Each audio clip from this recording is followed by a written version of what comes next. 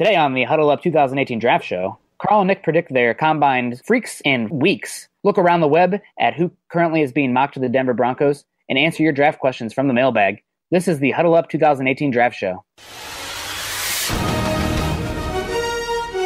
Welcome to the Huddle Up Podcast, your go-to show for all things Broncos.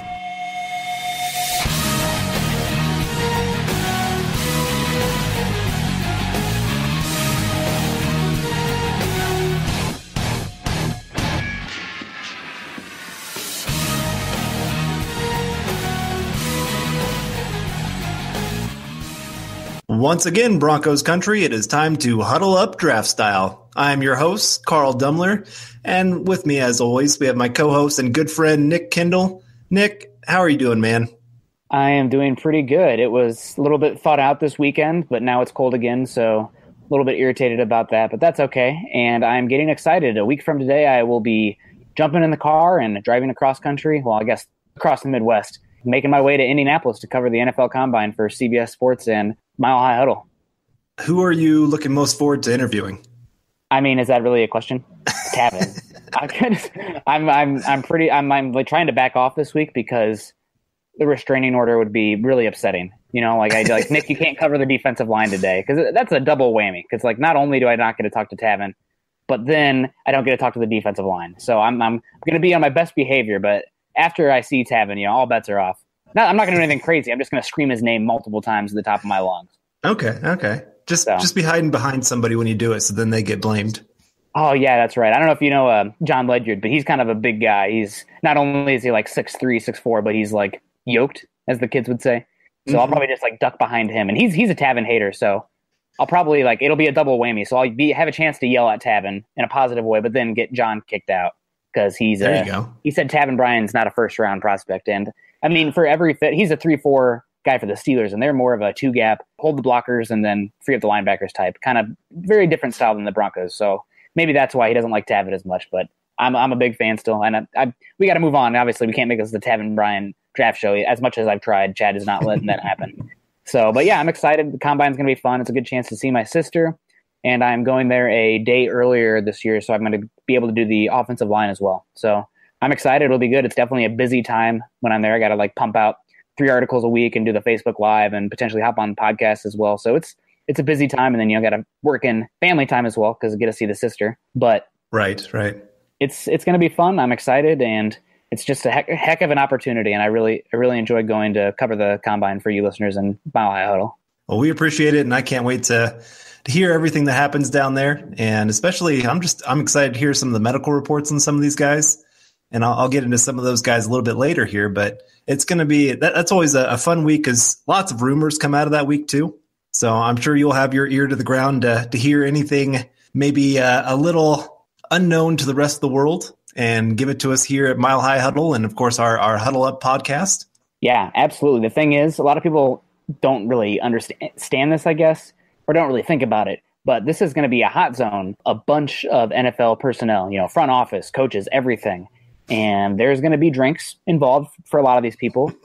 And kind of like how it was the Senior Bowl, there's going to be a lot of new rumors and interesting information that comes out this upcoming week beyond the draft. Free agencies around the corner, trades, everything like that. And these guys, there's going to be some sources, there's going to be some information that gets out there, true or not. We'll see when it comes down to it. But this is definitely going to be a cauldron of information that's going to come out just as an NFL hot zone. Yeah, it's one of those not well-kept secrets that the Combine is kind of the free-range zone to talk about anything and not really get into trouble for it. I mean, teams are still pretty protective of how they go about it, but everybody knows it's going on. People are talking contracts, what each side wants, even before we get to the legal tampering period. So, yeah, it's a big week in the NFL, way beyond what's happening on the field. And honestly, what's happening on the field might be the least important thing, honestly, in the very end. But maybe behind the media interviews, which is what I get to cover. But the team interviews are big. Obviously, the medicals are gigantic. And then you have the field drills. And then you have the media interviews. And obviously, if a guy is like a total jerk and just distant and not engaged, that's going to be an issue because they're going to have to deal with the press constantly in the NFL. But that's probably I would say that's probably the least important thing as far as information comes. But as somebody who's going to be making some articles, from my interviews and everything, I still enjoy the opportunity, and I will not complain at all because it's really cool just to be right there in the thick of everything. Right. Yeah. No, like I said, I'm very, very excited to hear everything that happens down there for you. But before we get into everything with that, well, I just want to let all of our listeners know the Huddle Up 2018 Draft Show's focus is all things that pertain to your Denver Broncos as it relates to the upcoming NFL Draft. With Nick and myself being draftaholics, we'll be bringing you fresh insight and analysis each and every week in every single episode, from scouting reports, player value, scheme and personnel fits, and draft-related banter. You can follow myself on Twitter at Carl Dumler MHH, as well as follow Nick at Nick Kendell MHH. And be sure to tweet us any questions or opinions you have because we live for talking Bronco football. You can also follow the podcast Twitter account at HuddleUpPod. And make sure you check out ours and our co-writers' written content at milehighhuddle.com, a part of Scout.com, and an affiliate of the CBS Sports Digital Network. We know you listeners are as football, draft, and Bronco crazy as we are. So please give us a click and subscribe to us on iTunes, as well as Stitcher. And don't forget to share us on Facebook and Twitter. We wouldn't be here today without you listeners. So as a call to action, please go and take the time to go to iTunes or Spreaker to rate and subscribe to let your voices be heard on how you enjoy our show. Well, let's just get right into this of with you getting ready to head to the Combine. Every year there's those guys that are big-time risers, big-time fallers, all because of what happens at the Combine. And people kind of get wrapped up in their numbers, which, I mean, it's an athletic league. And if you have a guy that's a little bit more athletic than the other guys, it gives you a little bit of an advantage at times. And so let's just go ahead and start with some of the freaks that we think are going to come out of this next Combine, the guys that are really going to rise up boards because they're going to really make a name for themselves with some numbers. Yeah, and before we get to that, I just want to say that you definitely touched on it, that these numbers do matter, but they aren't the end-all, be-all. It's more about guys passing certain thresholds. That's the big thing when it comes to these measurements. You know, if a guy is too slow to be that press man corner that you need, or the guard or / tackle measures in too short, you know, not long enough arms, and they're going to have to move inside at the NFL. Potentially a guy like Connor Williams, that could happen to him if he measures sub 33 arms. So it's those thresholds that matter. But I mean, obviously, you know, you're going to be able to stack up guys against each other when it comes to the metrics. But as long as they're not, you know, putrid, it's not really an issue. And it should come more, or your evaluation should be based 80% more on the tape. You know, obviously, right. If they're really just like Dalvin Cook last year, we saw him on, you know, very short amount of time, but he had a horrible combine performance, but his tape was still fantastic, and he looked fantastic playing for the Vikings. I honestly think it was more of a character and durability issue when it came to Dalvin Cook sliding all the way to the Vikings. But yeah, I mean, obviously it's going to separate the men from the boys, and a athletic freak is more likely to succeed in the NFL. I mean, it's a league where bigger, faster, and stronger guys beat up on guys who are not as big, faster, strong. But you don't want to be like the Raiders where you're just basing your draft board on the combine, or like back in the Al Davis days.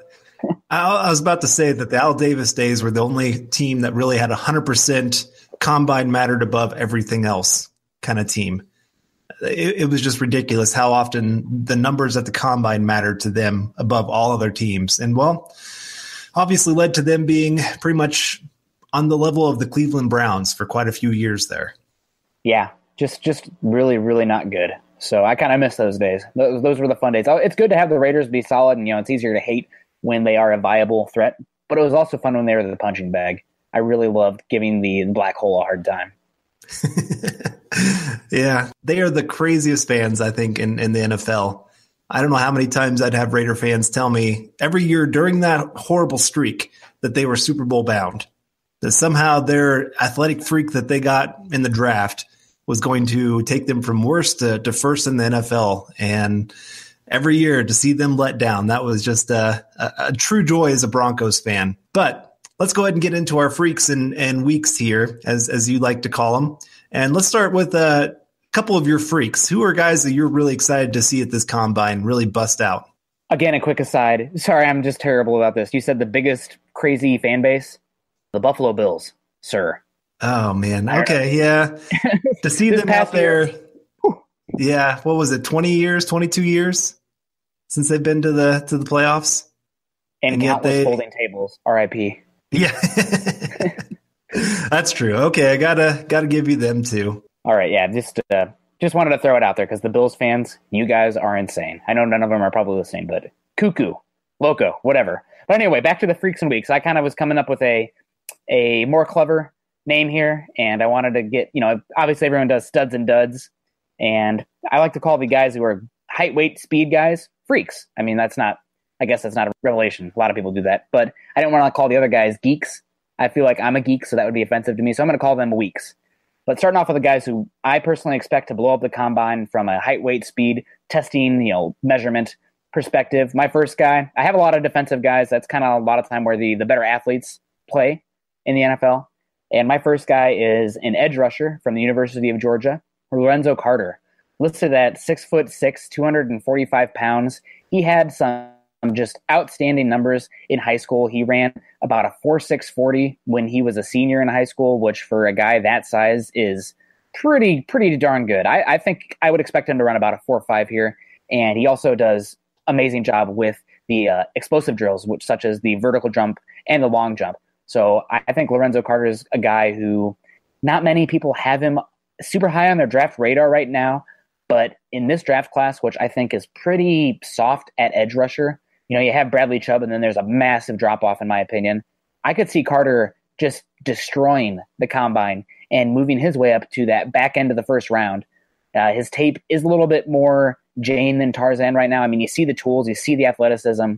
He can play in space. He can bend that corner. He's got a good first step off the edge, but he's always, he's relied on that athleticism instead of developing moves. So it's going to be a little bit of a development process, but I think he's going to get to the combine and the underwear Olympics. People are going to see that size moving like he does, not only in the drills, but not only in like the speed drills, the 3-cone, the shuttle, the 40-yard dash, but also in the coverage drills as well, where they're having him slide and, follow the football. The coaches will point to the left and you see him slide to the left, point to the right, slide to the right, and then he finishes it on home. I think Carter is going to look really well moving around, and I would not be surprised if he moved up to the top 40 to many people's draft boards after the combine.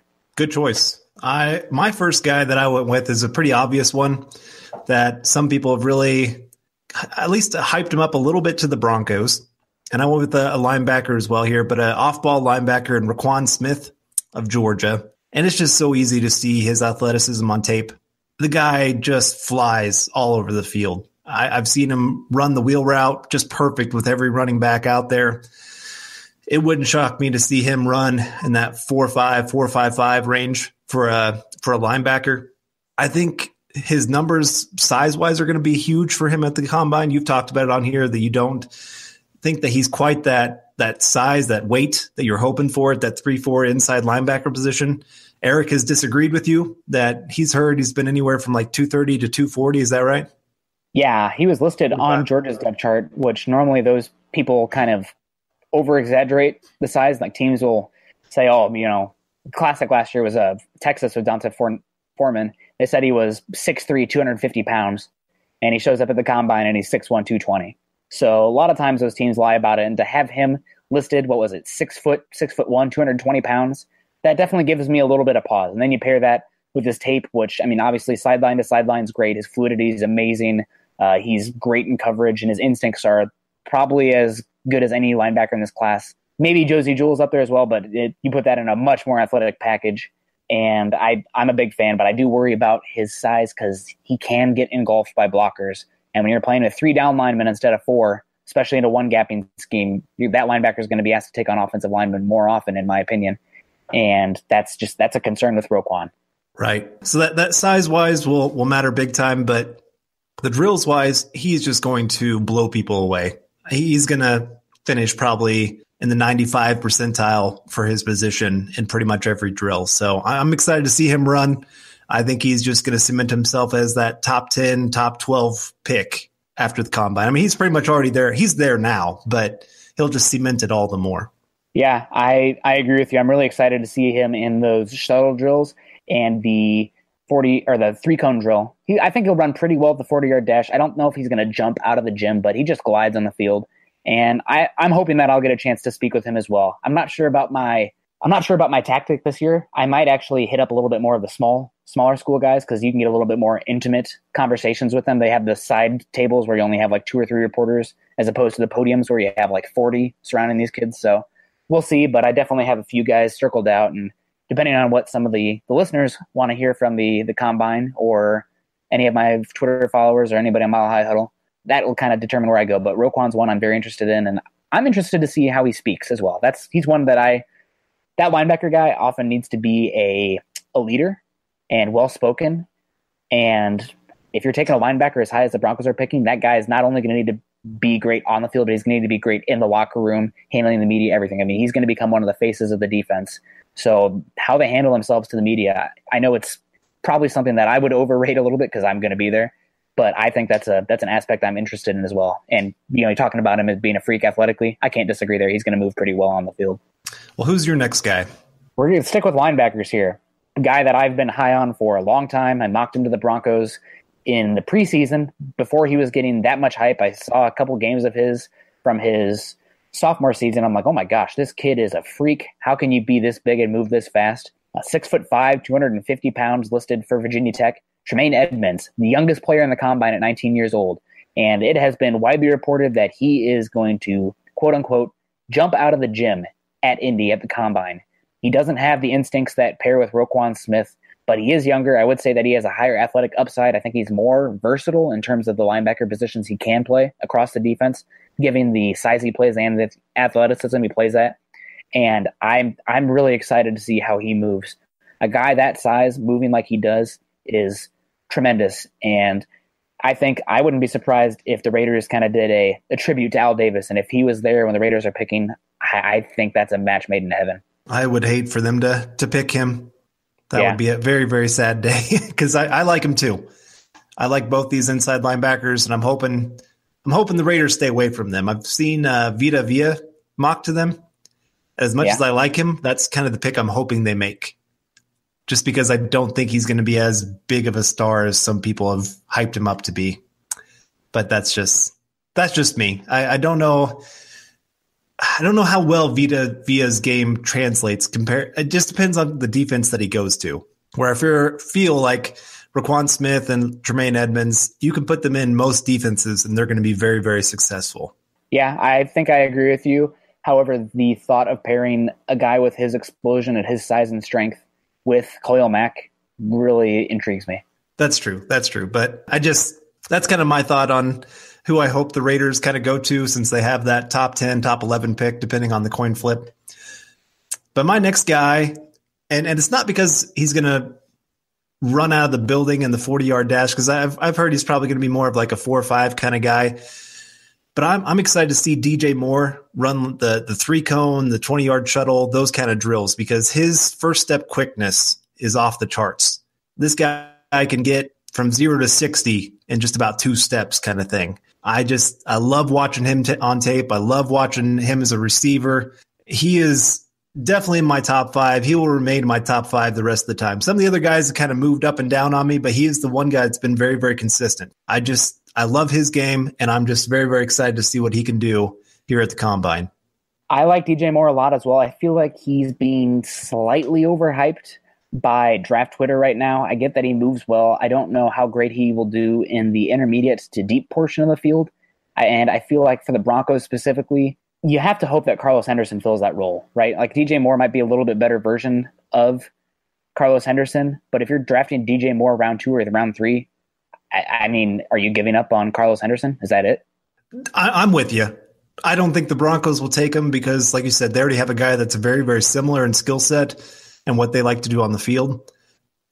My thought with DJ Moore is if we get a guy like, say, Baker Mayfield, you need those quickness guys on the field. That's what he plays best with. That's what he's had at Oklahoma. So if you can get a Carlos Henderson and a DJ Moore on the field at the same time, that's a lot of quickness to have to try to cover. So that's my only way that I see maybe a good opportunity for him to be with the Broncos. But otherwise, like you said, Carlos Henderson, I'm hoping year 2 he can really show something. He has to. He was one of my favorite picks last year. I was hyping him up way before the draft. I was so excited. Kind of like who was it that they picked that you really, really liked? I liked Carlos Henderson as well. That's right. Okay. Seems like there was another player that you were, I guess, Eric with Eric with his love of the other Henderson.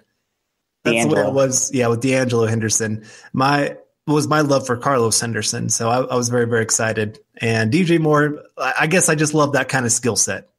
Yeah. You know me, that's my kind of receiver. And so just to see him at the combine kind of show his quickness, I don't know. I'm just really hoping the Patriots don't take him, because I think that would be a match made in heaven for them.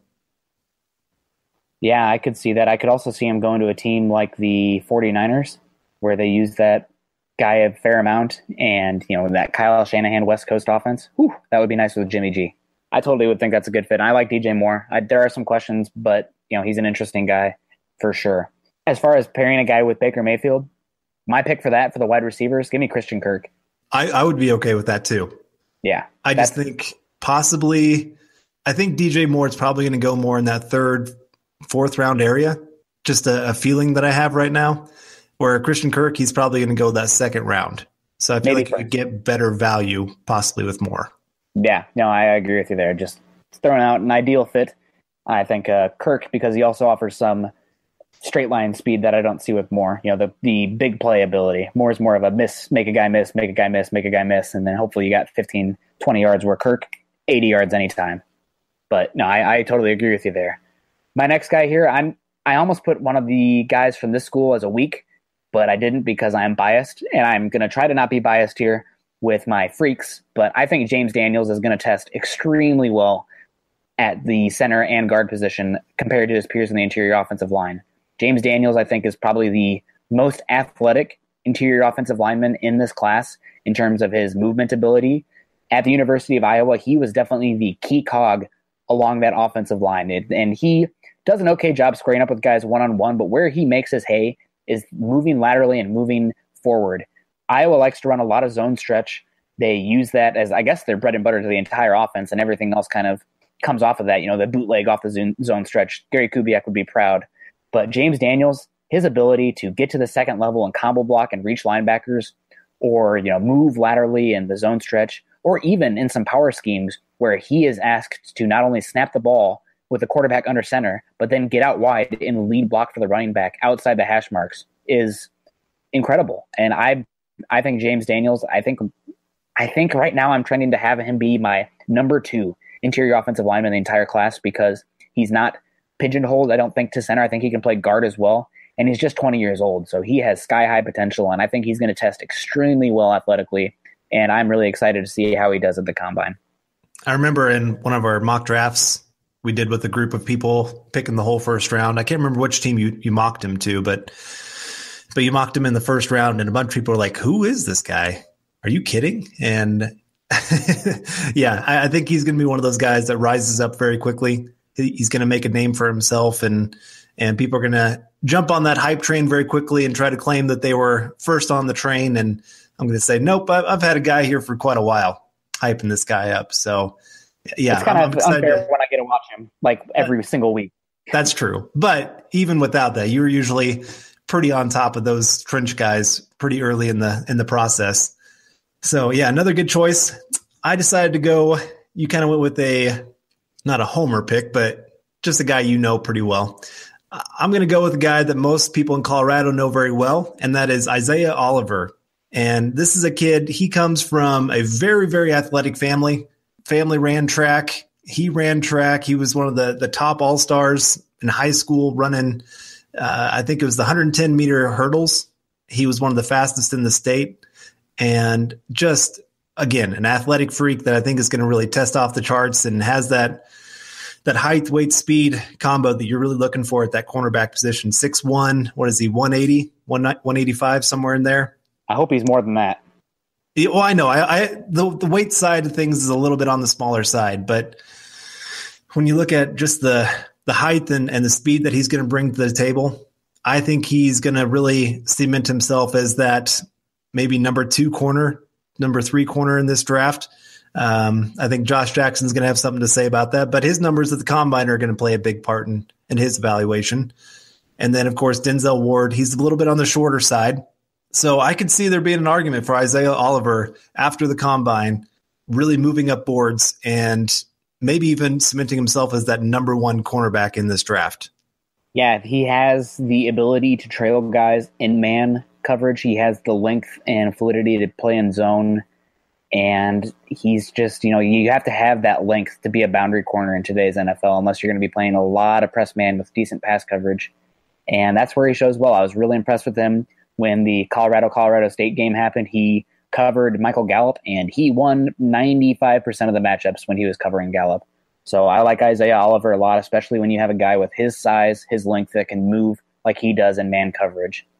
I got to go, though. My cornerback one has been and remains to be, well, I guess I have a caveat here. The most talented cornerback, I think, in this entire draft class is Texas's Holton Hill.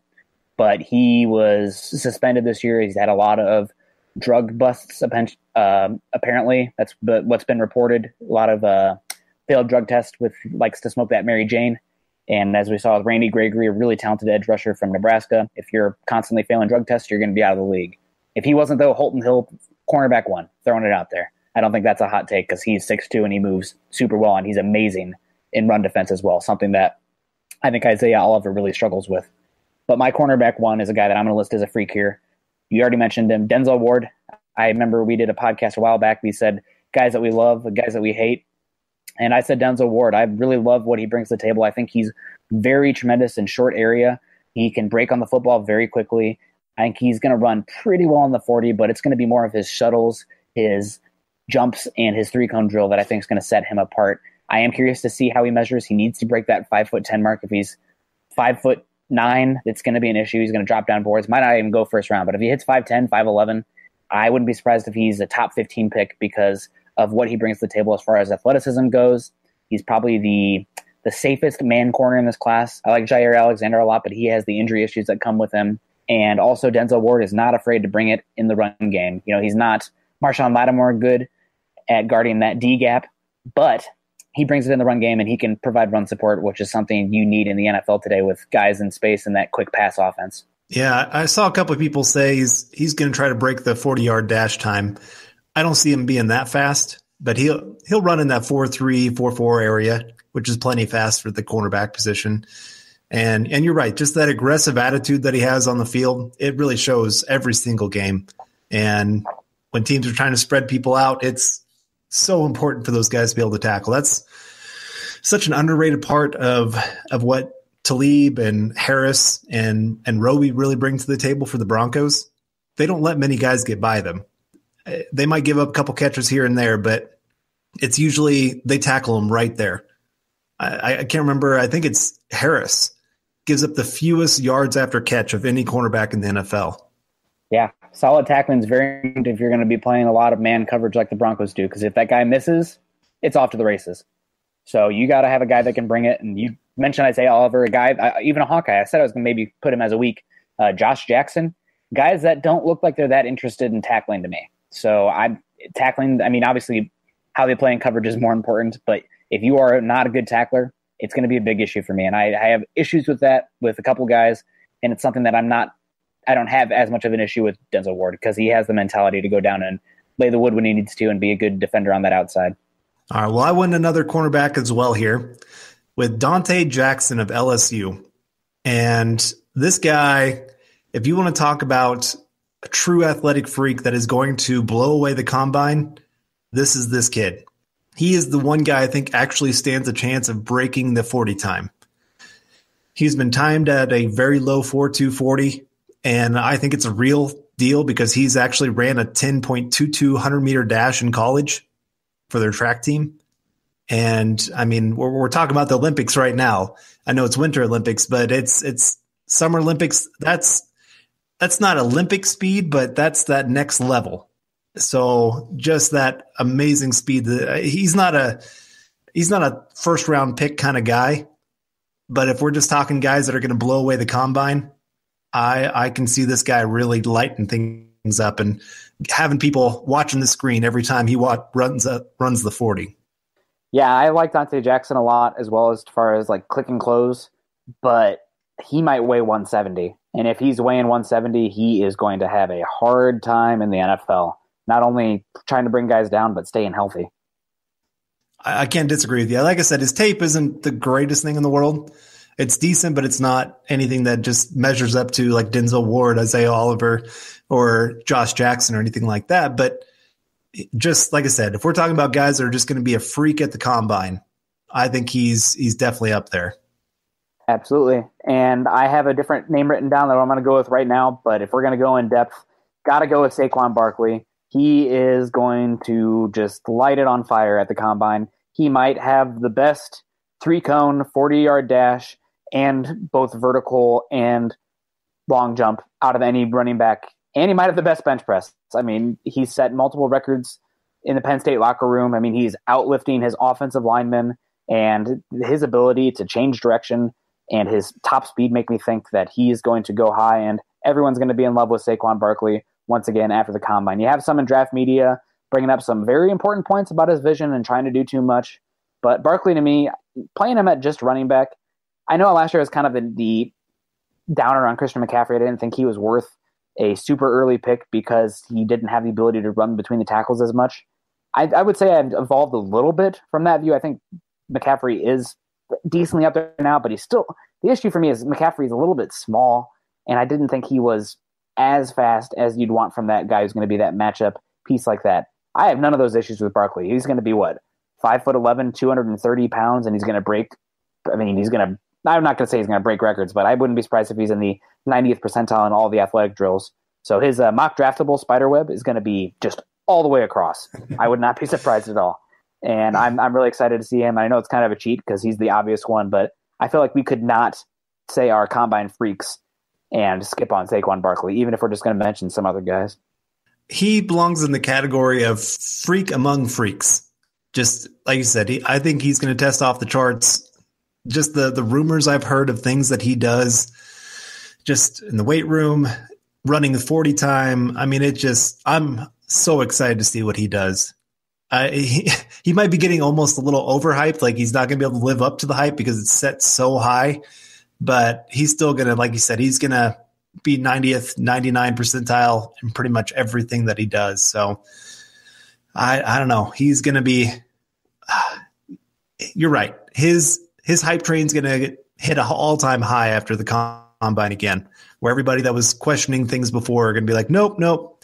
His athletic traits just overcome any kind of weaknesses that maybe show up in his game. So, yeah, and I'm most excited, honestly. Like, obviously, he's going to run and everything out of the gym and jump out of the gym, but I really am excited to see him run the gauntlet because it's not just what Saquon Barkley does as a running back, but it's what he does as a receiver that's amazing. And if he looks fluid running routes and pulling that ball in as a receiver, I mean, look out. That's all I can say. Look out.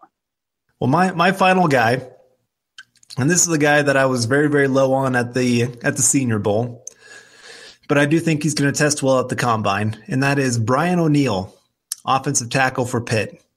And I wanted to include him on this list because there's been a lot of talk that he will test almost as well as Lane Johnson when he came into the NFL and when he was running at the combine. And so he's a guy I could see really getting hyped up very quickly.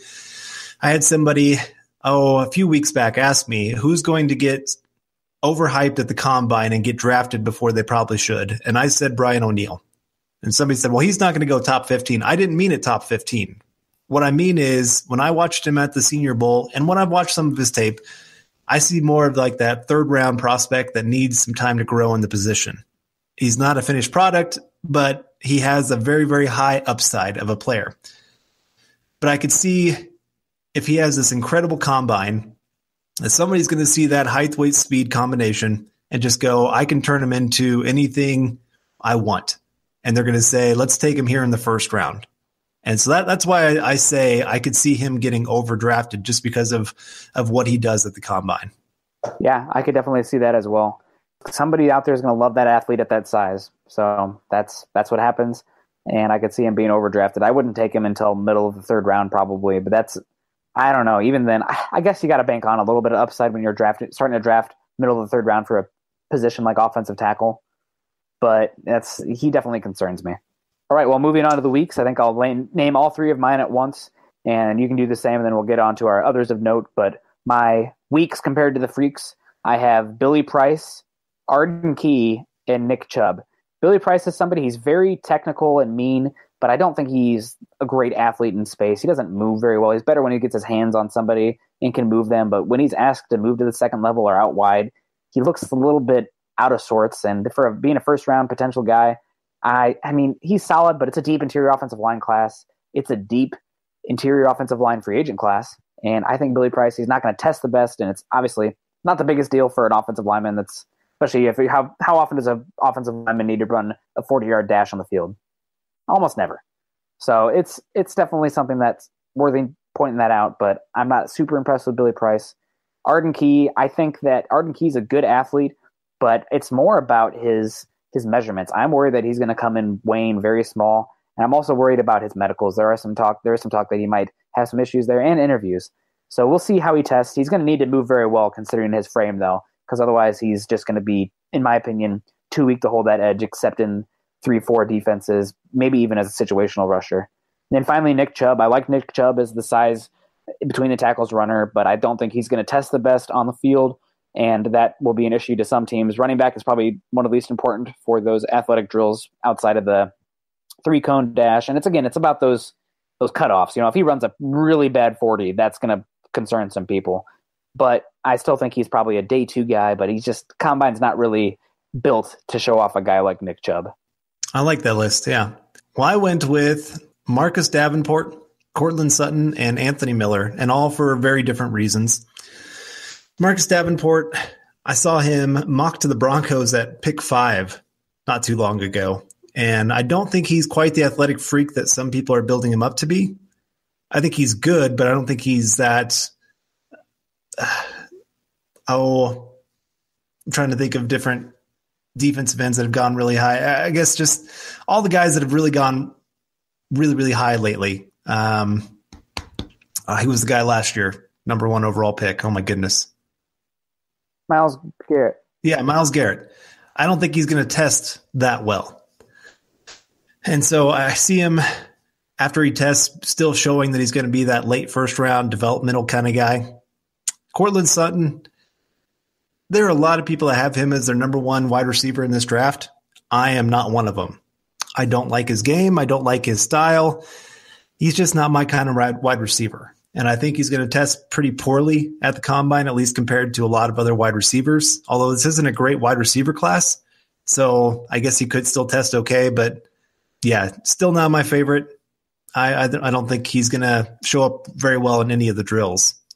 And then Anthony Miller, I have him on my list just because I think that foot injury is going to show up really bad. And I've heard rumors that it's not very good, that he's going to really drop after the medical checks. And so he's one of those guys. He's going to be a very high risk, high reward kind of player that if you take him a little bit earlier, you're hoping to bank on his talent, because he is a very talented wide receiver. But how long is that foot going to hold up? That's always the big question, because a foot injury for a wide receiver, it doesn't get much worse than that. So those are my 3 guys that I could see really dropping a little bit just because of the combine. Yeah, good list there. I'm glad we did 5 pros in only 3, or 5 freaks in only 3 weeks, because we're a positive podcast. We try to be a positive podcast.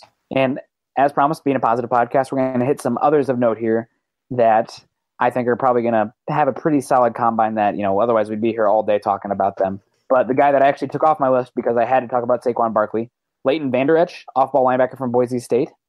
Derwin James, safety from Florida State. I think he's going to test very well. Taven Bryan, I'm interested to see how he does. I think he's going to test very well in terms of his explosive drills, but his change of direction one, the 3-cone, I'm curious to see how he does there. I think Christian Kirk is going to test pretty well.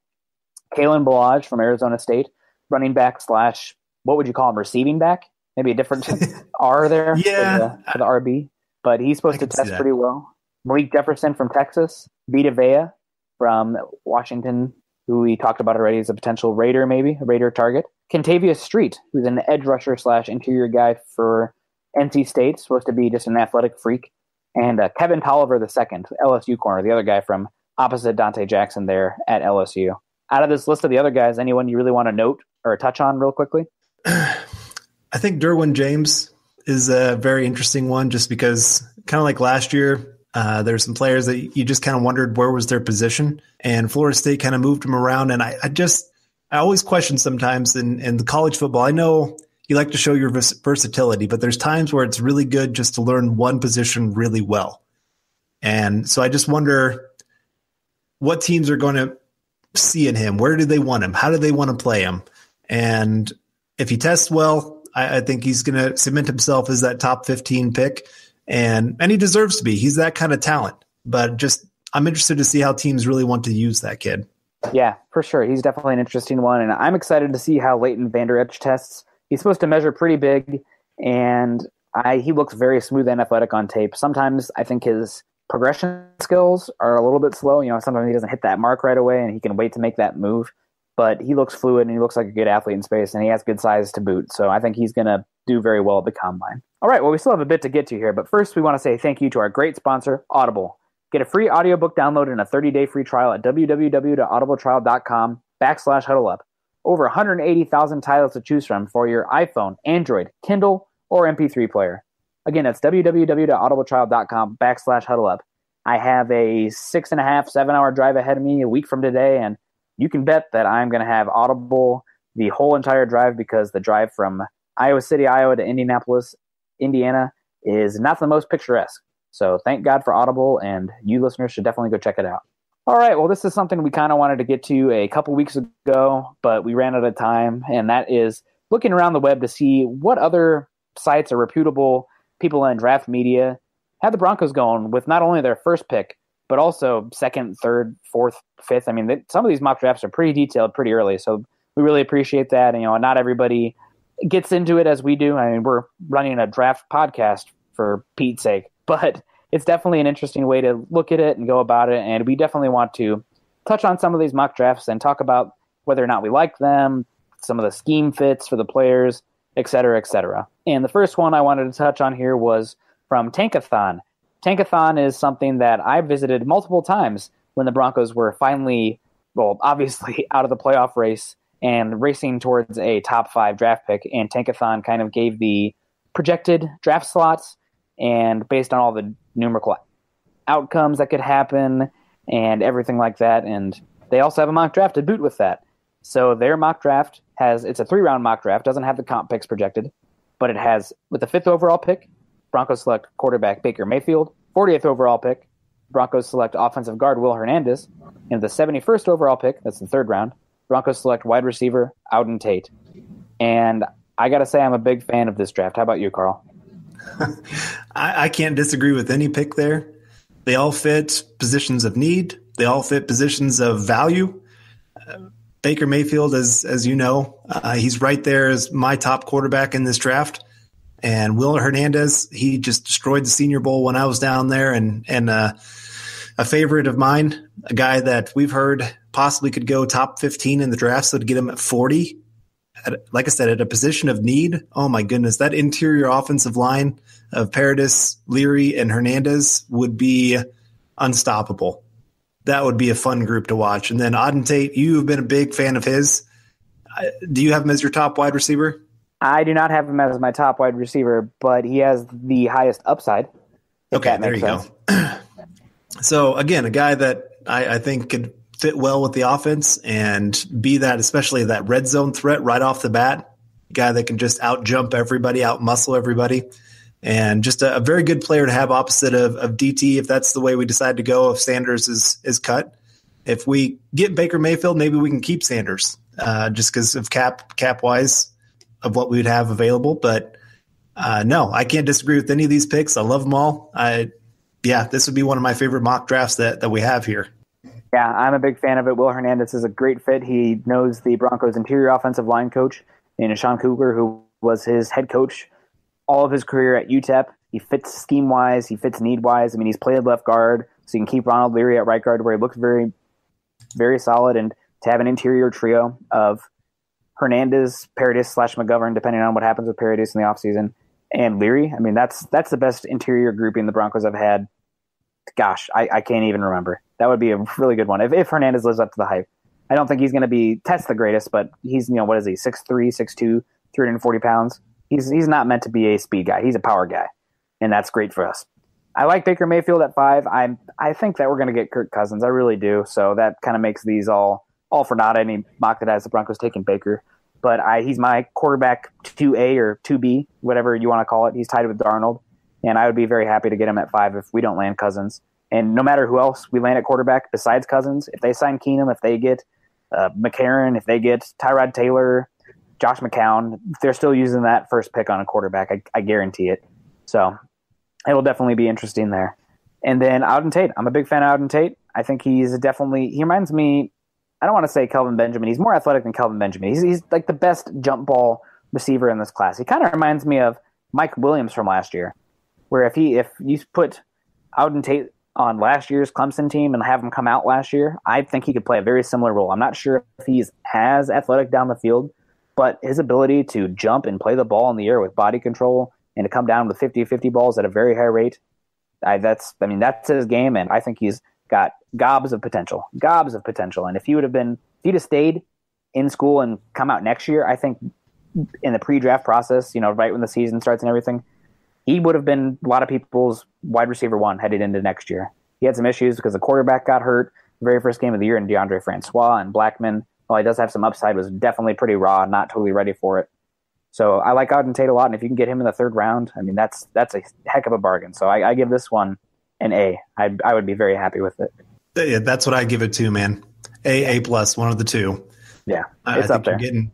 You're getting 2 first-round pick for sure players, and another guy that, like you said, has some of the highest upside of all the wide receivers. So I think that sets us up well for the future. Well, moving on here, we have Charlie Campbell's draft of Walter Football. Doesn't he works for Walter Football, right? Yes. Yep. Okay. Charlie and Walter are the big two. Okay. Just making sure. Well, he has at pick number 5, Quentin Nelson. At pick 40, he has Darius Geis. Pick 71, he has Christian Campbell. At pick 103, he has Toby Weathersby. And pick 106, Jeff Holland. So a 4-round mock draft here. And just starting off here, the 2 first picks, I'm guessing if we're getting Quentin Nelson at 5, that means we have Kirk Cousins coming to the Broncos. And so I think that's a perfect fit if we can't move back. And we'll talk about that more as we go through this whole thing. And then Darius Geis at 40, you pair him with Kirk Cousins and Quentin Nelson. I love those first 2 picks. That would be huge value. We talked about this earlier today, you and I, about how we can't believe people are not talking about Geis more. I know Barkley's the hype man, the top of the class, but Geis, he is in that next group. He's the top of that next group. He's a first-round talent, so to get him at 40 is great. Christian Campbell of Penn State, cornerback, maybe a little early in my eyes for that kind of pick. He has some upside. He's a very aggressive player, does well attacking the football, but I don't know, still a little high for me. Toby Weathersby, LSU offensive tackle. He's a guy he has not played a lot. He's been injured most of his college career, and so I'm not sure about that fit, but if we're talking 4th-round guy to maybe see what he can do down the road, he's a right tackle, run blocker kind of guy, but I don't know, not my favorite pick either, but Jeff Holland, a very good developmental pass rushing option, a guy that really showed well with not really having a whole lot of technique to his game. He's a guy that I think if you stick him with some of our coaching staff and especially Von Miller and let him train this kid up, I think he could be a fun one for the Broncos moving down the road. But overall, I pretty much like this draft. It's not as good as that first one, but I especially like those first 2 picks. Yeah, Darius Geis in the 2nd round, that's an absolute steal. Absolute steal. That's a franchise running back. You got that for 5 years, and that's a guy that you don't even have to worry about it. You're handing it off to him 20-plus times a game, and you're feeling good about it. Quentin Nelson, I like it. I would rather trade down, but they don't really project in that here. Christian Campbell, he's one that's going to need to test really well at the combine for me to be excited about that pick. I think that's a little bit early for him. I think he's more of a round 4 guy. Toby Weathersby, I'll be honest, I haven't watched that much of him from what I have. His pass blocking needs work. He might even be better at guard in the long run, so I'm not sure about that one. And Jeff Holland, a solid player. There are some edge rushers I like more, but if you're getting that kind of guy around 4, I can't hate it. He's definitely a fit schematically for what the Broncos need at the edge. So overall, I give this one a B+. I'll give it a B. Darius Geis moves it up. If that was a worse pick at 40, I'd probably give it a C. But overall, it's a solid one, and I'd give it a B. Yeah, I'll give it a B+. just because I think when you put Quentin Nelson, Darius Geis, and I'm guessing, like I said, Kirk Cousins all together, I think the Broncos become a top 10 offense with those three moves right there. I would love to see that run game and then the play action off that run game with Kirk Cousins. Oh, my goodness. The Broncos would actually have something to cheer about on offense for once, for the first time since, 2014, really? Yeah, since the prior to Peyton Manning's leg injury against the Rams. Right, exactly. Well, the next one we have here is just Walter Football's mock draft that they just updated here today. And they start off with, again, Quentin Nelson at 5, and then one of your favorites at 40, Leighton Vander Esch. Then one of my favorites at 71, DJ Moore. And then at 103, they have Mark Walton. Miami. You're right. Miami, yeah. And then Tavares McFadden, cornerback from Florida State, and as the other fourth-round pick. And I guess I look at this mock draft, and there's not really anything I disagree with on this one. You start off with Quentin Nelson, value and position of need. Leighton Vander Esch, again, position of need, value there at pick 40. DJ Moore, a great weapon to add to the offense. Mark Walton, pretty good running back to add there in the fourth round. Tavares McFadden at one point was kind of a first-round hyped guy. He's kind of fallen a little bit, but there in the fourth round, I think that's pretty good value. What do you think of this one? Yeah, I think I'd give this one a solid A. Quentin Nelson there is solid. I really like Leighton Vander Esch. Inside linebacker for us. I think he can fit that 3-4 defense really well and be a guy there you can plug and play for a long time. I like Darius Geis more there second, but I think Vander Esch probably has more long-term value. DJ Moore, we talked about it. I don't really love him to the Broncos because Carlos Henderson, I think, fits such a similar role. And if we can learn anything, well, not if we can learn anything, but one of the lessons we can learn from the Eagles is that you want to have a complementary set of receiving weapons. And I think DJ Moore and Carlos Henderson do not complement each other very well. They overlap each other. Mark Walton, I like a lot. I'm interested to see how he tests at the combine. He got injured this year. He had an ankle injury that made him miss a decent chunk of the season. But when he was playing, he was really explosive. So I'm interested to see how he'll test. And I think he could be a steal there with that fourth-round pick. And Tavares McFadden, I think he's a little bit stiff in the hip, but I do like his ability as a boundary corner, especially if you're going to have him filling in for Talib, that guy who comes in sub packages but plays boundary. We're kicking either Roby or Harris to the slot. I think that's a good fit, and I think I like top to bottom. I think they added a lot of talent in this draft, so I'll give this one an A- actually, just because the Moore pick I think you can probably do a little bit better, and it's not as good as the Tankathon one. Yeah, I'll give this one an A- as well. We agree way too much on way too many things, but it's a draft that fits very well with need and value on a lot of these picks. And again, I think you improve both the defense and the offense with this draft. Well, moving on, we have Draft Tech. And these guys, I always kind of wonder their value charts because sometimes they have some of the players in some of the weirdest spots. But hey, everybody has their different values for players.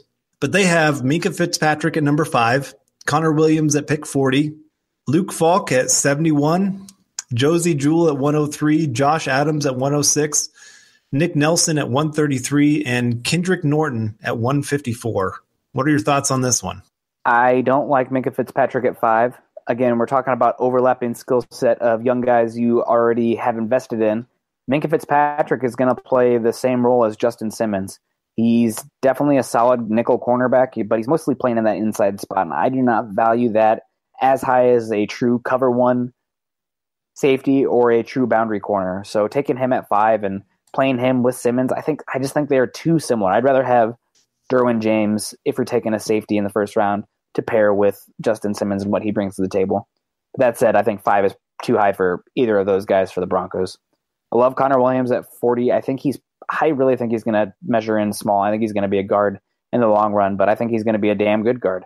I wouldn't be surprised if he ends up the best guard in this class if everything goes well. I think he's the youngest offensive lineman in this class behind James Daniels. I think he's only 20 years old still and very athletic. I think he's going to test pretty well. And long term, even if it's at guard, if you're getting that guy in the second round that can be a guard and then kick to tackle in a pinch, that's some value. Really hate pick 71 and Luke Falk. I hate it. I would just rather not make that pick. I think there's a decent drop off after those top quarterbacks. But if you're taking a quarterback at 71, give me Kyle Lauletta, Mike White potentially, and after that, kick it till day 3 even.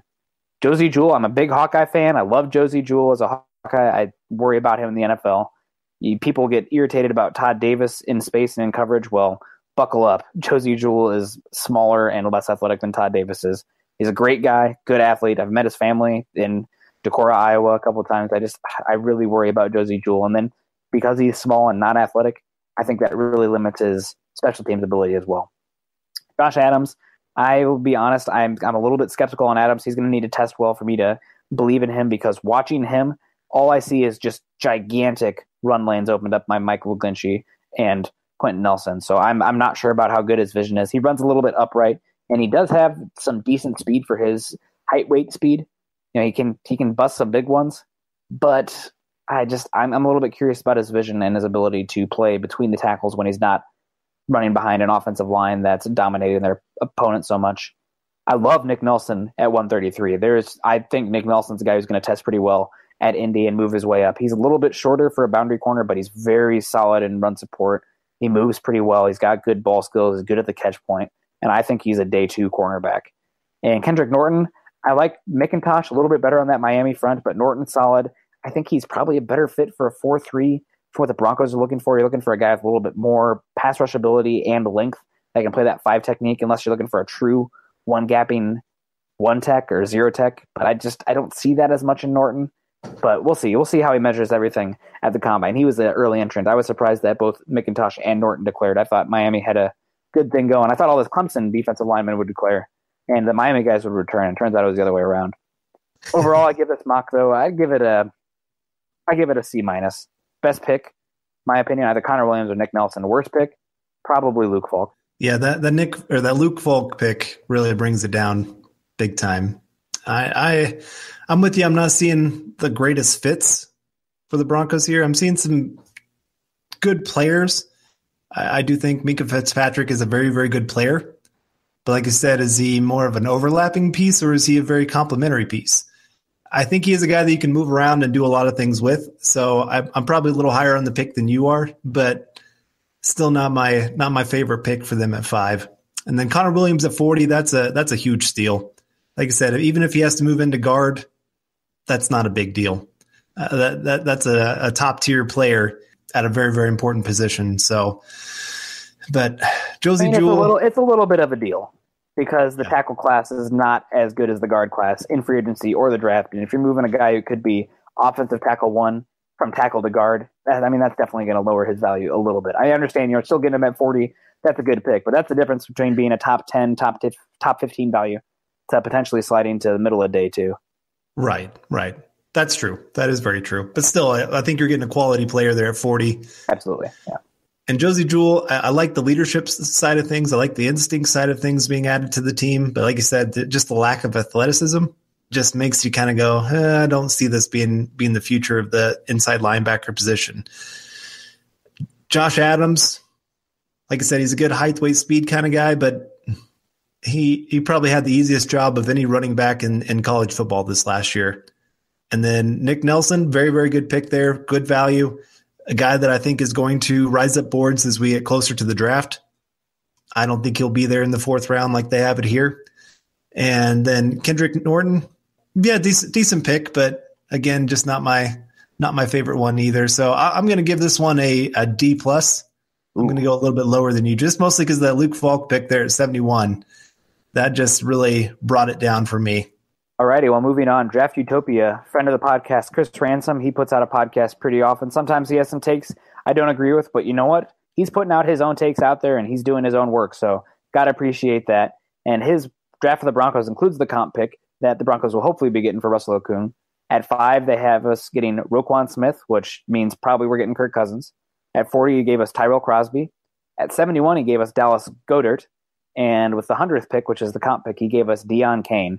I like Roquan Smith at 5. I'd rather potentially trade back a little bit to get a guy like that, especially when I have Tremaine Edmonds and him pretty close together. If you have 2 guys at the same position that are the same tier, you hopefully can trade back and take the second guy that's taken.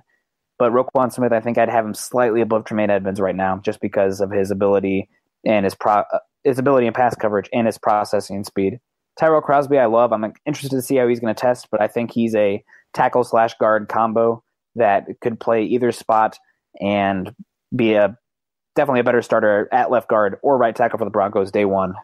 Dallas Goedert, I think I'm lower on him than a fair amount of people. This tight end class, while it's deep, I don't like the top talent. I don't think Mark Andrews is that good. I don't think Hayden Hurst is that good. I don't think Dallas Goedert is that good. He got a lot of balls in college, had some great catches, but he had a fair amount of drops as well. I don't think him being a great separator. So he's and also I didn't see him blocking that well either. They didn't really ask him to block that well. So I like Goddard, but I think I'd rather take a different position there and potentially shoot for round 4 or 5 or 6 for that tight end. And Deion Kane, he's one that very inconsistent, but sky high potential. Curious about his hands, curious about his route running, but the athleticism is undeniable. And when you're getting that kind of athlete with that size, with the comp third pick, the third round comp pick, I can't hate it that much. So overall, I'll give this one I'll give it a B-, and under the assumption that the Broncos are getting Kirk. Okay. I probably like this one a little bit higher than you. I like Raquan Smith there. I think that's a great fit for the Broncos, a player that they absolutely need that's been missing there at that second inside linebacker position. Crosby, I'm a little bit further down on him after the Senior Bowl. Just didn't see him do well there. I saw him get beat quite often, but still a great run blocker, still a guy that's very aggressive.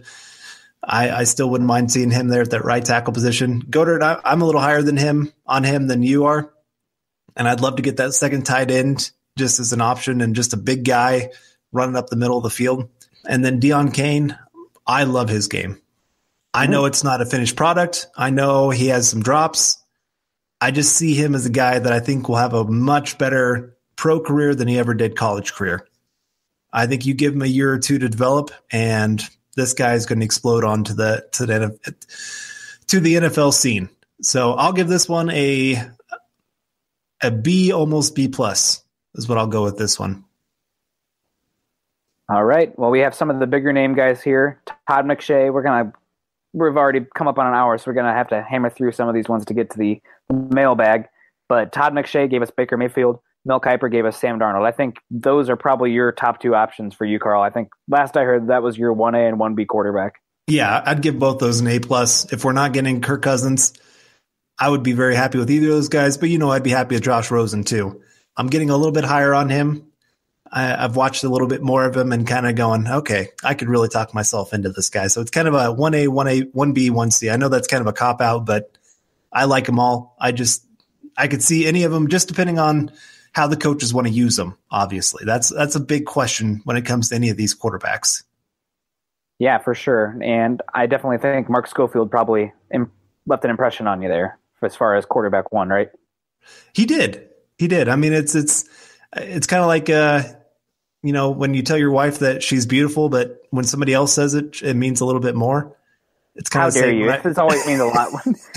You're my football wife here, and so when I hear it from somebody else, no, it was he put it really well of just what he brings to the table, and it just the more eyes that keep saying the same thing, the more you're just kind of going, okay, I see it now. I see more of what they're saying. It's becoming that much more of a clearer picture. So I'd be very okay with any of those 3 quarterbacks being the quarterback of our future.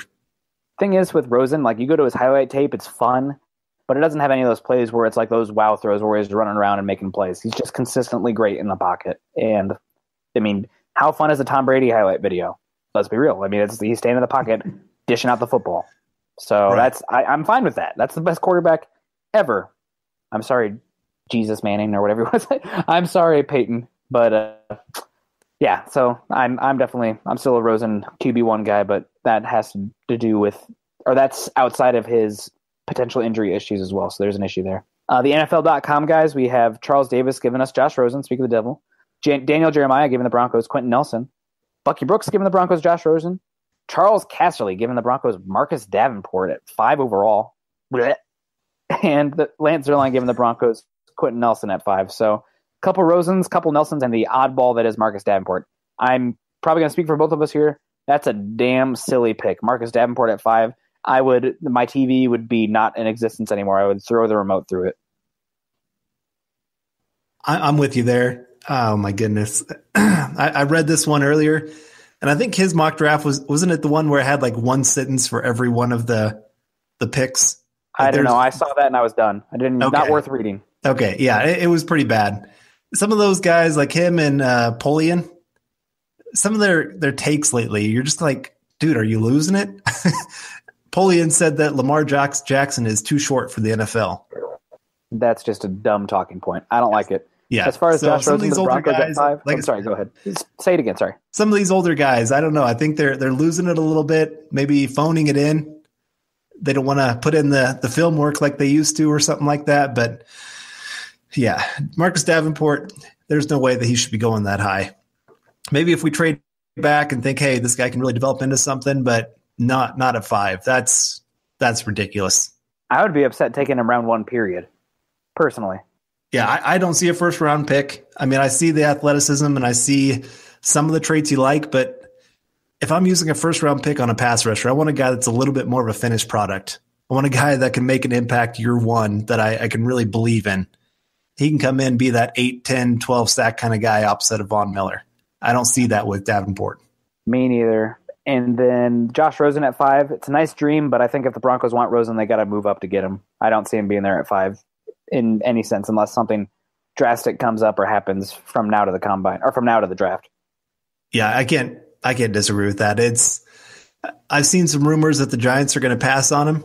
They're going to go Barkley and just see if they can maybe pair him with Eli Manning and see what happens. But I just can't. Yeah, I know. I can't see that happening. About 90% of the stuff that gets released right now, I wouldn't believe. If it's made public, it's because the NFL team wants it public. Yeah, can't disagree. All right, well, we're going to kind of transition here. This is a nice transition because there's a mock that has to do with a question we got from Michael Johnson, friend of the podcast, and he asked about the Broncos potentially trading down and with the Buffalo Bills, and it's something that I personally would be a fan of. I think this is a deeper draft class than it is a top-heavy quality one, and with the Broncos potentially getting Kirk Cousins, this is only in a Kirk Cousins situation, by the way, but if the Broncos getting Kirk Cousins and pairing that contract with Von Miller, I think you would be very wise to get as many top 100 picks as possible. That's just my take on it. Obviously, you have to get more than just those first 2 picks. I'd want to potentially get a 2019 first round as well because you're moving out of the top 5 into a pick lower than what the Broncos had last year, if that says anything. Even though you're adding 2, it's still a big deal. And in this mock, they have the Broncos taking Josh Jackson and Maurice Hurst. 2 guys that I like on their own. I do not think they are schematic fits for the Broncos defense. Josh Jackson, to me, is a guy who would be better in his own scheme. He's got length. He's got great ball skills, but I don't think he does it the best in man coverage, especially when his back's to the football. Just not as smooth as a guy like Jerry Alexander, Denzel Ward, even Isaiah Oliver, as far as man coverage goes, in my opinion. And Maurice Hurst, if Broncos were a 4-3 team and needing that interior pass rusher from the 3 technique, I would be more interested in him, but I don't think he's got the length or the strength that you want for 5 technique. And then at 3 technique, I mean, are you kicking out DeMarcus Walker already? Is that what we're doing? I don't know. I don't see the versatility along the defensive front that I value in terms of interior defensive linemen in the round 1. Definitely not the guys I'd be picking if we drop back that far because, one, I'd want an offensive lineman. Like you said, it's most likely we've gotten Kirk Cousins. Well, I want to go fill one of our either offensive guard or offensive tackle spots because Kirk Cousins is pretty much our free agency. You're not going to have money to go get anybody that's going to be a huge upgrade on the offensive line. So I just can't see you not trying to get one of those guys there. Maybe that's where Will Hernandez falls or Orlando Brown or somebody like that. That's the perfect spot for one of those kind of guys. And then pair it with a defensive guy. Personally. Right, exactly. Yeah, exactly. You take one for each side of the ball and feel really good about it.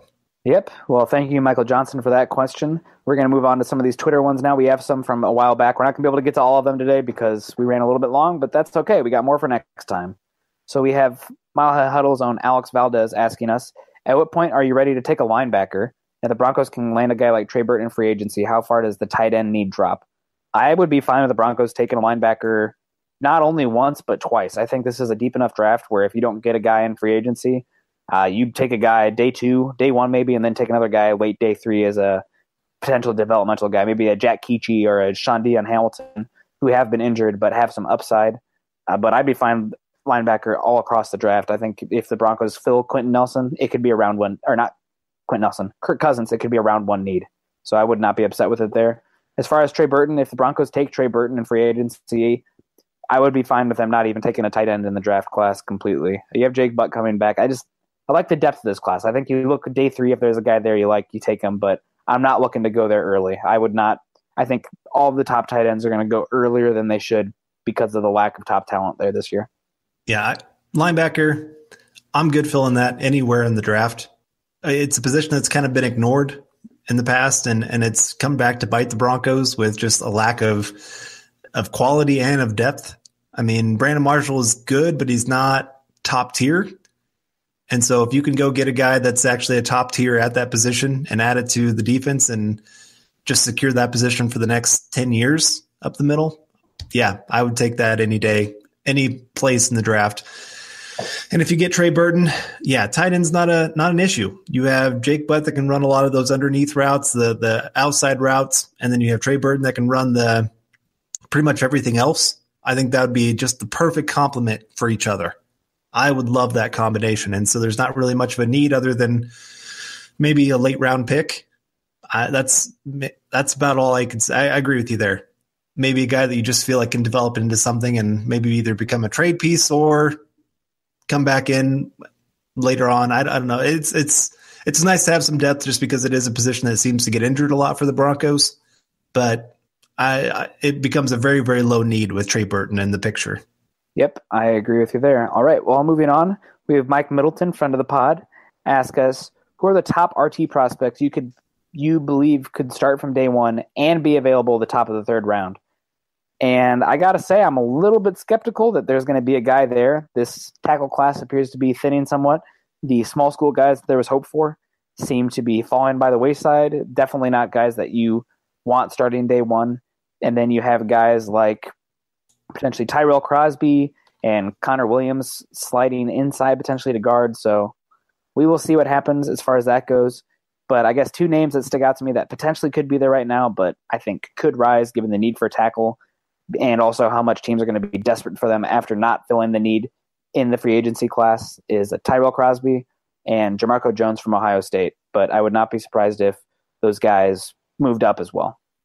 I'll add one more name to that list. A guy that's he's fallen down a lot in a lot of people's minds. Chukwuma Okorafor.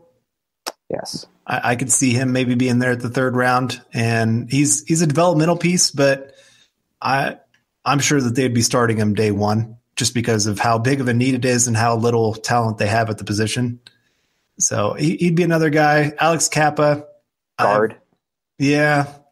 I wasn't as high as him at the Senior Bowl. Brett Toth, if he can win his case to get out of his 2 years of service, he would be a guy that I'd be really, really excited to see the Broncos get. But I would not start him day one. He looked not good in the Senior Bowl. The pass protection is an issue. Yeah, in the game he struggled for sure. Practice-wise, he was one of the few guys to really shut down most of the actual good pass rushers.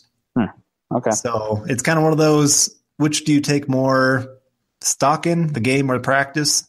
I'm a little bit more of a practice guy. Okay, Vance Joseph. You had a good week of practice?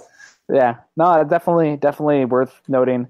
I just was a little bit concerned. I mean, Army doesn't throw the football, and then he really looked like out of balance in the game in terms of his pass blocking. So I was like, definitely not a day one guy to me, but we'll see.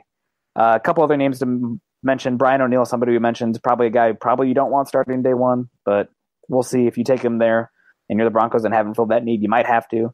And Colton Miller from UCLA, athlete, good size, but I'm a little bit concerned about his play strength and his technique. But those are some names that potentially the Broncos don't land a tackle in free agency, trade, or before their 3rd pick. Those are guys that I would be interested in potentially taking there. All right, moving on, we have a question from Jennifer Pearson.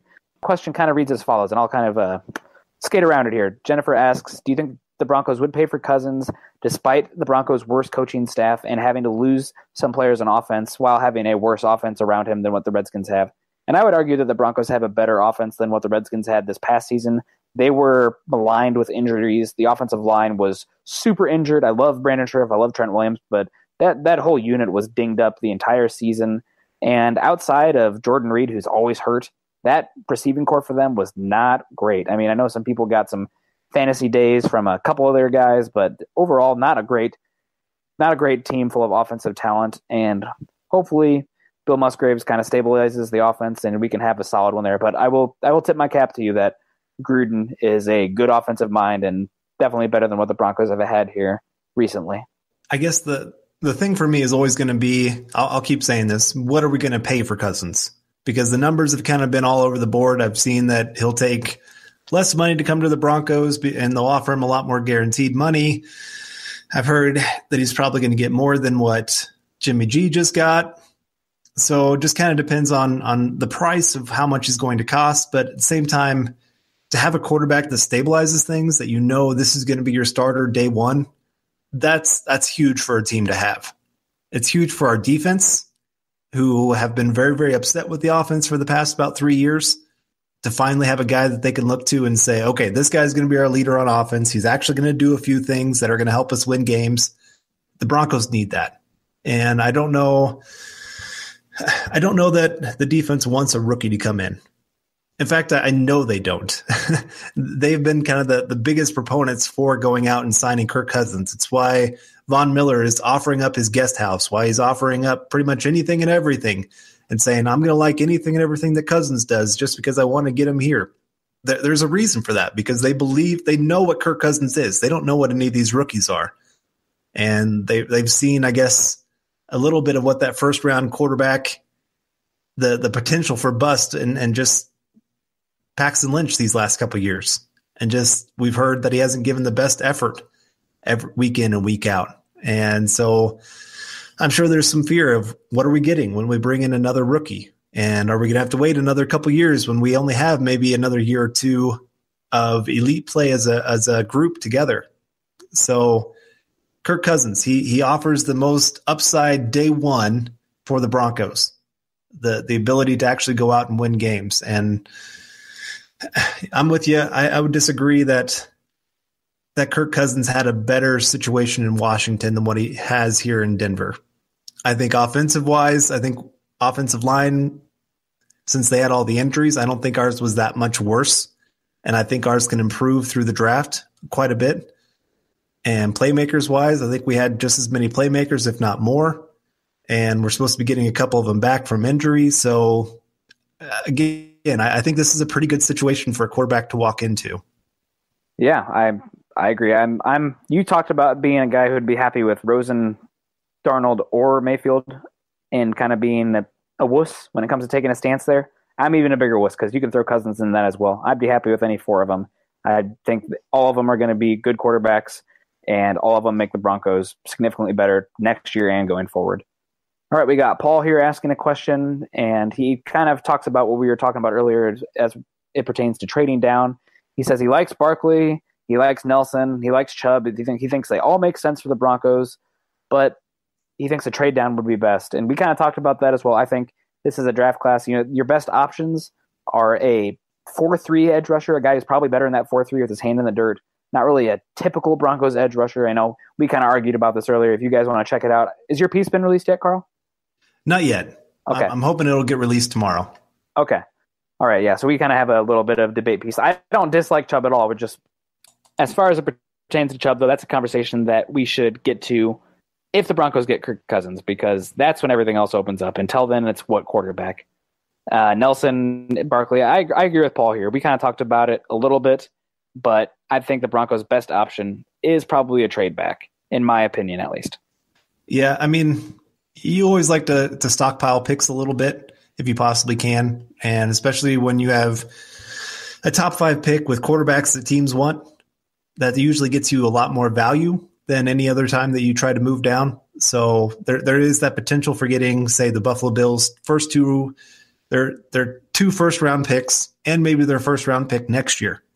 And to me, I think the Bills are an okay team, but I could see them maybe having a top 10 pick next year, especially with a rookie quarterback starting. So that might be a trade that's definitely worth it. And like I said, when this draft has got some good depth, and I think those picks, 21, 22, I think there's going to be some players at positions of need that fit very good value. Like I said earlier, Orlando Brown, I think he could be there. That would be a great pick for the right tackle spot. You have some other guys for the defense as well that could be there. Some cornerbacks, some defensive line, linebackers, everybody that just there's some really good opportunities. So this is one of those drafts. I don't mind getting out of the top 5 if we possibly can, but it's one of those, a lot of teams say they want to do that, and only a couple seem to be able to do it every draft. All right, well, we got another question here from Mike Middleton at third_I84, and this is a really interesting question that honestly we could potentially dive even more to next time. But the question reads: when you are watching tape on a prospect, what traits are you looking for to determine how well they will translate to the NFL game and also to Denver schematically? Well, this is quite the loaded question, but for me, there are 3 main things. It's technique, awareness, and overall athleticism. Are they playing technically sound football? Are they, standing straight up as a defensive lineman and then getting blown back? It has a lot of it if they are succeeding, then odds are they're doing a combination of these 3 things pretty well. For Broncos specifically on defense, you're looking for first step, explosive interior defensive linemen who can get after the quarterback, edge rushers who are a little bit smaller and bendier for that edge. Linebackers need to be a little bit bigger because that 3-4 defense need to be able to take on some blockers, and cornerbacks that are man cornerbacks. But it also has a lot to do with what the Denver Broncos need at a time. We've been talking about it. You have a guy like Carlos Henderson already on the team. You're taking a guy like DJ Moore earlier, who's very similar in terms of what they bring to the table. Does that make sense? I don't think so. So it's that kind of thing. This is a very, very big question that we could probably do an entire episode on, because we could go position by position and just different things that we're looking for, such as many of you know, I'm a wide receiver guy. So there's a lot of things I'm looking for with a wide receiver. I'm looking at their feet. How do they get off the line? Are they able to win in the hand fight to get open and early? Are they a hand catcher or are they a body catcher? That's a really big one for me, because body catchers, I can't stand them because I don't think your hands get all of a sudden that much better when you get to the NFL. And you'll see those guys have a lot more drops in those big moments because they lean on what they trust, and that's catching it in their body. And so I'm a big hand catcher kind of guy. I look for, do they jump when they don't have to? Or are they the type that can keep running as they catch the football? Because that's where the big yards begin to pile up for a lot of wide receivers. Route running, I'm not as big as I used to be, just because most college wide receivers don't have a great route running. But it's still, can you see that foot quickness for them to actually have good route running as they go through? And those are just some of those things for just one position. But yeah, we could go through each position as we want, but there's a lot of little things that you look for of what you think is going to translate to the NFL. And even then, just because they show some things in college doesn't mean that they're going to all of a sudden show it in the NFL as well, because there's so many things that get more complicated. I've watched it with a lot of wide receivers where they're all of a sudden asked to run more than 3 routes, and they're having to think through their route, and so they look really slow. Where in college football, they looked really quick, and it's just they're overthinking things. They're counting their steps on every route. So that's what I saw with Latimer when he first came into the NFL, and he's finally starting to speed back up to what he was in college. But yeah, it's a very big question. Yeah. Awesome. All right. And the last question we're going to get to is from Ryan. He asks, will the Broncos look to possibly draft players who didn't play for them or versus them at the Senior Bowl? Elway seems to typically like to draft players who the team has met with during this time period, minus super prospects who declined to play in this game. And Ryan, I think that this is something that the Broncos will definitely look into as far as it relates to their in-depth knowledge of each player, their intimate knowledge of each player at the Senior Bowl. But I don't think it's going to make them lean heavier towards guys at the Senior Bowl also. This season has 123 players that declared early, which is an all-time record for underclassmen declaring. So while I think it definitely helps in regards to some of those depth players, like you're talking day 3 where you know a guy, you know how they practice, you know who they're going to be in the facility and everything like that, at least have a little bit better idea. That makes me a little think that those type of guys are more likely to be picked by the Broncos. But when it comes to day 1, day 2, day 3, maybe even round 4, not day 3, round 3, round 1, round 2, round 3, maybe even early round 4. I don't think it's as big of a deal, especially in this class specifically, because again, an all-time record number of underclassmen declared. Was I breaking in and out there? Nope, that was perfect. Okay.